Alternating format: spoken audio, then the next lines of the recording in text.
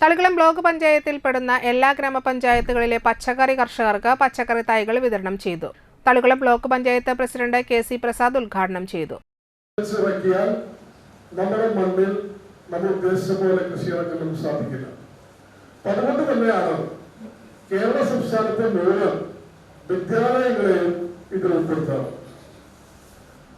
എല്ലാ കുടുംബശ്രീ യൂണിറ്റുകളെയും നാം ഇതിന്റെ ഭാഗമാക്കിയിട്ട് കൃഷിയിലേക്ക് കൊണ്ടുവരികയാണ്.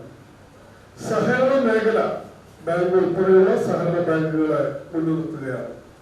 തൊഴിലുറപ്പുകാര് ധന സംരക്ഷണ സമിതിയുടെയും അതിന്റെ വകുപ്പിനെയും നമ്മൾ മുമ്പിൽ നിർത്തുക.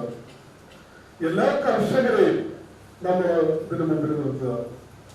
സമസ്ത മേഖലയിൽ നിന്നുള്ള വകുപ്പുകൾ പച്ചക്കറി എന്ന് പറയുന്നത് ഒരു മുഖ്യ അജണ്ടയായിട്ട് സംസ്ഥാന സർക്കാർ എടുക്കുകയാണ്. അപ്പൊ ക്ഷീര അല്ലെ, നമ്മൾ ഏറ്റവും അടുത്ത് കിടക്കുന്ന ക്ഷീര കർഷകർ അവരിതിൽ ഉൾപ്പെടുത്തണം. അതേപോലെ മത്സ്യത്തൊഴിലാളികളുടെ വിഭാഗം അവരിൽ ഉൾപ്പെടുത്തണം. തളിക്കുളം ബ്ലോക്ക് പഞ്ചായത്ത് ക്ഷേമകാര്യ standing committee chairperson Mallika Devan അധ്യക്ഷത വഹിച്ചു.